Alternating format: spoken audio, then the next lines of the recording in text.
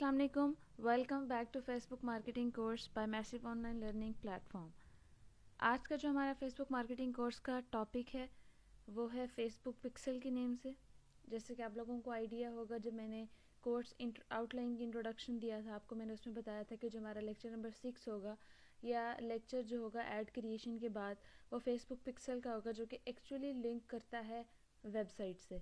वो Facebook pages, वो business, वो प्लेटफॉर्म्स जिनके फेसबुक के पेज के साथ वेबसाइट लिंक्ड है, ये उनके लिए है मोस्ट इम्पॉर्टेंटली। उसके अलावा ये ओवरऑल सब के लिए है, क्योंकि मैंने इसको इन डेप्थ टच नहीं किया। मैंने आपको सिर्फ वो नॉलेज प्रोवाइड करना है जिस नॉलेज का मुझे 100% श्योर है कि ये ठीक है। ठीक है, जहाँ पे थोड़ी सी चीज़ इधर उधर हो जाएगी वो मैं आपको बता दूंगी कि वो आपने नॉलेज लेना कहाँ से है, लेकिन वो नॉलेज आपको मैं नहीं दूंगी। क्यों? क्योंकि उसमें मुझे कंफर्मेशन नहीं है कि ये 100% ट्रू है या नहीं। तो हमने आप तक सिर्फ वो नॉलेज वो करना है, ट्रांसफ़र करना है जिस नॉलेज का हमें श्योरिटी है कि हाँ ये चीज़ 100% ठीक है। अभी जो मैं बात करूँगी फेसबुक पिक्सल से रिलेटेड, उसमें मैंने मेजरली जो टॉपिक डिस्कस करना है वो इसका इंट्रोडक्शन है, इसका ओवरव्यू है, और सिर्फ हमने ये देखना है कि बिजनेस अकाउंट से फेसबुक पिक्सल अकाउंट क्रिएट कैसे करते हैं, जाते कैसे हैं फेसबुक पिक्सल तक। ठीक है, उसके बाद जो कोडिंग वगैरह का प्रोसीजर होता है जो वेबसाइट से लिंक्ड है, क्योंकि मैं एक वेबसाइट डेवलपर नहीं हूँ तो मुझे उस चीज़ का इतना आइडिया नहीं है। आइडिया होगा भी सही, किसी से ले भी लिया होगा, तो वो चीज़ मैं आपको उस प्रोफेशनल वे में कंडक्ट नहीं कर सकती जिस प्रोफेशनल वे में मैंने आपको बाकी फेसबुक मार्केटिंग कोर्स कंडक्ट करवाया है। ठीक है, तो वहाँ मैं आपको गाइड कर दूँगी कि यहाँ से आगे आपने क्या करना है और किससे हेल्प लेनी है। ठीक है, तो चलें आज का लेक्चर स्टार्ट करते हैं। What is Facebook pixel? The Facebook pixel is code you add to your website that enables you to track major events. जब भी आप अपने वेबसाइट पे कोई कॉल टू एक्शन लगाते हैं, या आप अपनी पेज पे या ऐड पे कोई भी कॉल टू एक्शन लगाते हैं, जैसे ऐड टू कार्ट का ऑप्शन होता है, जैसे गो टू वेबसाइट का, जैसे बाय नाउ का ऑप्शन होता है, इस तरह के ऑप्शन जो जिस पे क्लिक करने से ऑडियंस कहाँ चली जाती है, वेबसाइट पे चली जाती है। ये सारे जो कॉल टू एक्शंस हैं, जब इसमें क्लिक किया जाता है और जिस जिस एरिया से ऑडियंस उठाई जाती है, वो सारे ट्रैक कर लिए जाते हैं पिक्सल से। ठीक है, जो ऑडियंस आ रही है, किसने क्लिक किया है, कहाँ से है वो ऑडियंस, वो डेली कितने टाइम आपकी वेबसाइट पे आती है, या जब भी आपकी वेबसाइट पे कोई कंटेंट टाइप परचेजिंग है मंथली, वो कितनी दफ़ा आ रही है, ये सारी चीज़ें ट्रैक कर ली जाती हैं फेसबुक पिक्सल से। ठीक है, और फेसबुक पिक्सल फिर आपकी एक ऑडियंस क्रिएट कर देते हैं, जिसको हम आगे पढ़ेंगे, जो बताती है कि ये ऑडियंस आपकी रेगुलर कस्टमर है। ताकि जब भी आप ऐड क्रिएट करें और आपने कोई ऑडियंस टारगेट करनी है, तो आपने अगर सिर्फ वो ऑडियंस टारगेट करनी है जो सिर्फ आपको डेली को बेसिस पे आपके उस पे आती है पेज पे, वेबसाइट पे, तो आप उस जगह जाके वो ऑडियंस टारगेट कर सकते हैं। फिर रिपीट कर रही हूँ, ये उनके लिए जो वेबसाइट इस टाइम रन कर रहे हैं साथ साथ, लेकिन लेक्चर ये सब के लिए है, क्योंकि इसमें जो बेसिक नॉलेज है वो आप सबके पास होना चाहिए, जितने भी लोग इस टाइम बिजनेस स्टार्ट कर रहे हैं। ठीक है, ये नॉलेज सबके पास होना चाहिए, कहीं भी किसी भी टाइम आपको ज़रूरत पड़ सकती है, कोई ऑप्शन आ सकता है सामने, तो आपको पता होना चाहिए कि इसका आगे आंसर क्या करना है। The Facebook pixel code will be pasted just once before the closing head tag in your website. जब वेबसाइट की बात आती है, ऑब्वियसली वो कंप्यूटर लैंग्वेज होती है सारी, तो वो वेबसाइट डेवलपर्स को, आईटी डेवलपर्स को ही समझ आती है। वहाँ पे एक ऑप्शन होता है हेड टैग का। जब उसको हम क्लोज करने लगते हैं, ब्रैकेट क्लोज करने लगते हैं, वहाँ पे हम पिक्सल कोड ऐड कर देते हैं, और पिक्सल कोड आपको वेबसाइट का पता होना चाहिए।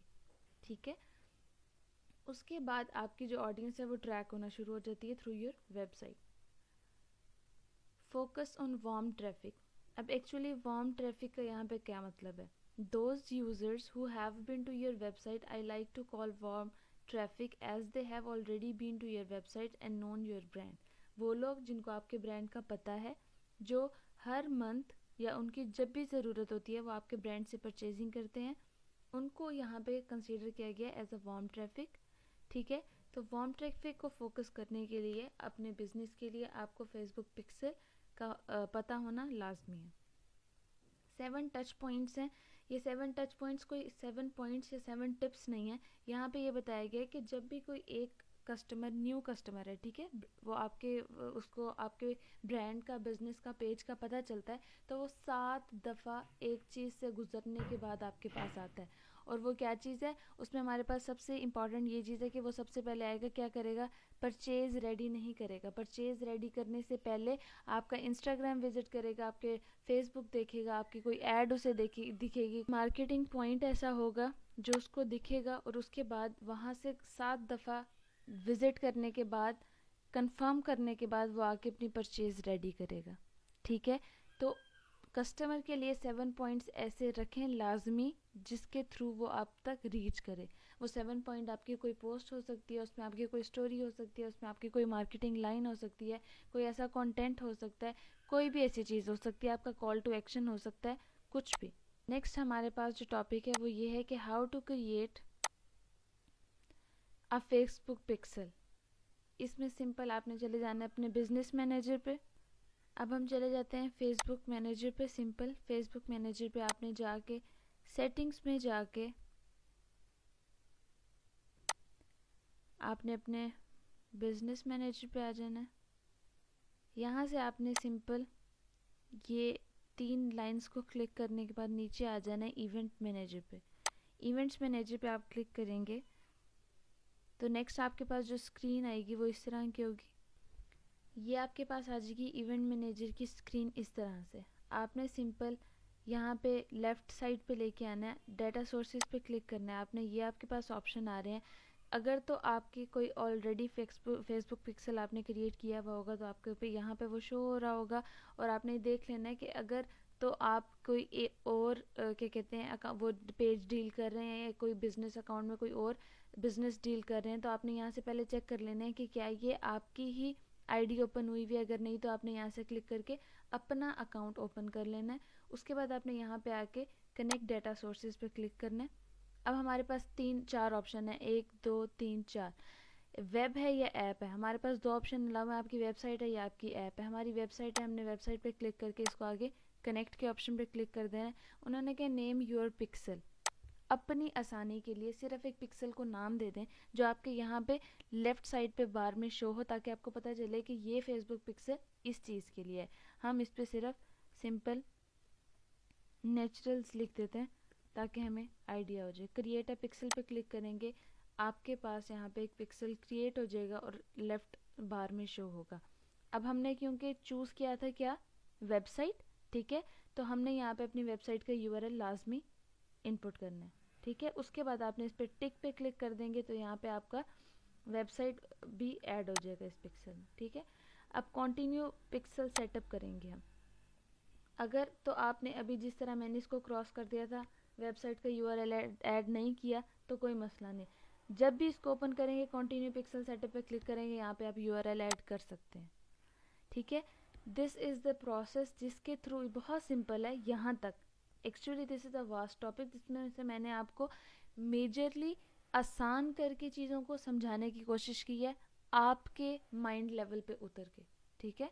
तो चीज़ों को ये ना समझें कि ये फेसबुक पिक्सल इतना आसान है। फेसबुक पिक्सल आपको आसान करके समझाया जा रहा है क्योंकि उसमें से जो काम वेब डेवलपर का है वो अभी कट डाउन कर दिया गया।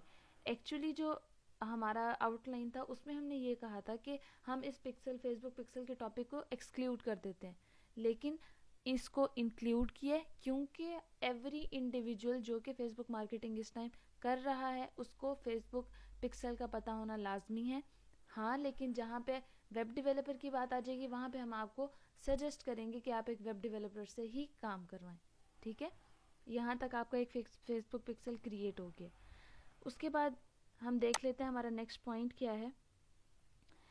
पिक्सल कोड क्या होता है, ठीक है। हमारे पास पिक्सल कोड के 3 तरीके होते हैं जो हमने अभी मैंने आपको पीछे बताया था। टैग क्लोज करने, जब वेबसाइट का बनाते हैं तो वहाँ पे सेटिंग्स में एक टैग क्लोज का ऑप्शन आता है, उससे पहले हमने ये कोड ऐड करना होता है।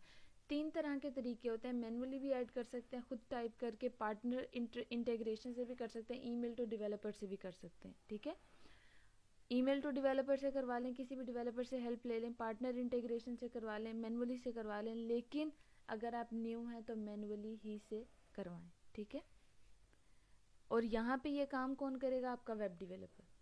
ठीक है, फेसबुक पेज से मिल रहा है आपको, फाइवर से मिल रहा है, अपवर्क से मिल रहा है, जब भी ज़रूरत पड़े, भले आपका पेज अभी उस तरह रनिंग में नहीं आया, वेट कर लें, जब आपका पेज रन हो जाएगा, स्टार्ट हो जाएगा, आपका बिजनेस एक स्टेबल ट्रैक पे आ जाएगा, अपनी वेबसाइट जब भी आपको टाइम मिले या जब भी वो पॉइंट आए जहाँ आपको वेबसाइट डिज़ाइन करनी पड़े, वहाँ पे आपने क्या करना है, एक बजट डिसाइड करना है जिसमें आपने ये काम वेब डेवलपर से करवाना है। कोई इतना महंगा काम नहीं है, थोड़े से पैसों में भी ये काम हो जाता है। नेक्स्ट हमारे पास है Facebook pixel base code. You will need to place the Facebook pixel base code on all pages of your website. This is the most easily done by pasting the Facebook pixel code once in your website header coding. अभी जो मैंने आपको बात बताई है कि जो Facebook pixel का बेस कोड होता है वो आपको अपनी वेबसाइट के सारे पेजेस में ऐड करना होता है, लेकिन अगर आप उसको वेबसाइट क्रिएट करने से पहले उस हेडर क्लोजिंग टैग में डाल देते हैं तब वो आपके हर पेज पे शो होने लग जाएगा। फेसबुक पिक्सल के दो टूल्स हैं, एक स्टैंडर्ड इवेंट है, एक कस्टम कन्वर्जन है। स्टैंडर्ड इवेंट्स और कस्टम कन्वर्जन क्या चीज़ें हैं? Standard events when an action occurs on your website, for example when someone click add to cart button. अभी मैंने आपको बताया जो आपका कॉल टू एक्शन होता है, फॉर एग्जाम्पल आपने लिखा हुआ है ऐड टू कार्ट बटन, ठीक है, उस पर लोग ऐड टू कार्ट पे क्लिक करेंगे, जो आपका बटन है, तो एक एक्शन होगा। क्या एक्शन होगा? वो बंदा डायरेक्ट रीच करेगा आपकी वेबसाइट पे या जहाँ का भी आपने लिंक दिया हुआ होगा, ठीक है, तो वो जब भी पहुँचेगा आपकी वेबसाइट पे, ये सारा प्रोसेस ट्रैक हो रहा है फेसबुक पिक्सल के अंदर, ठीक है, उसकी ट्रैकिंग जो है वो फायर हो जाती है फेसबुक पिक्सल के अंदर।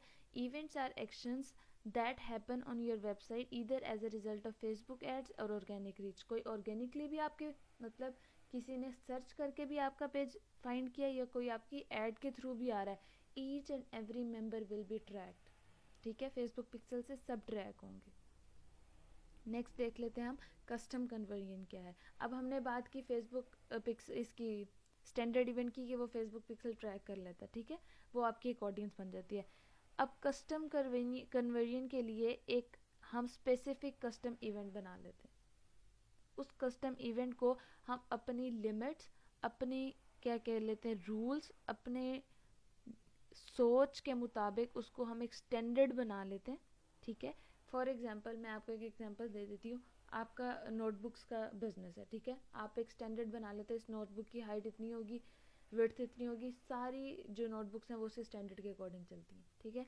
इसी तरह कस्टम कन्वर्जन में आप अपनी ऑडियंस की एक स्टैंडर्ड बना लेते हैं, तो आपकी जिस तरह की भी उधर से क्या कहते हैं स्टैंडर्ड इवेंट से ऑडियंस आ रही होगी, वो कस्टम कन्वर्जन में आपके स्टैंडर्ड के अकॉर्डिंग सेट होती जाएगी, ठीक है।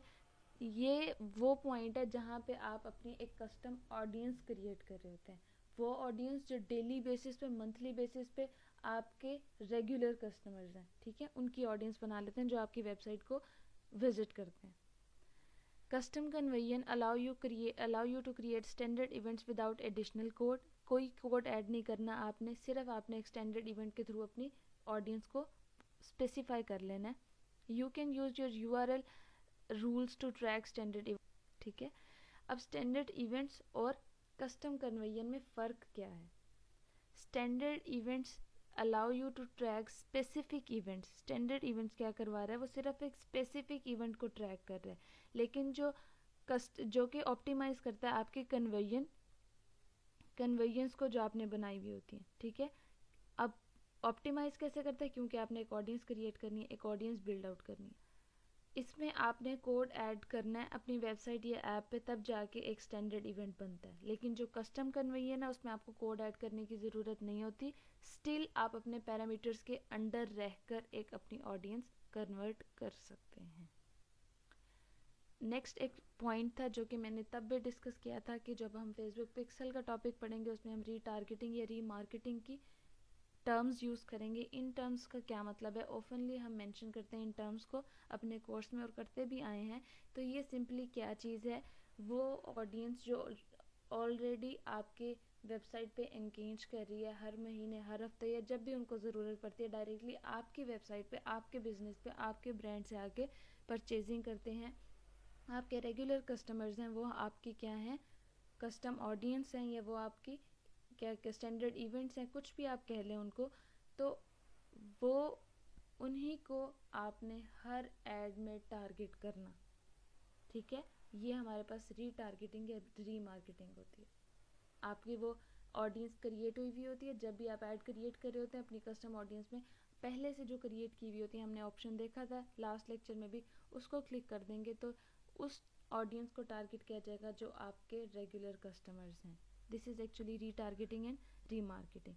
ये था जी हमारा आज का टॉपिक। ये हमारा आज का टॉपिक था। इंशाल्लाह मिलते हैं आपसे नेक्स्ट लेक्चर में। तब तक के लिए अपना ख्याल रखिएगा, दुआओं में याद रखिएगा। अल्लाह हाफ़िज़।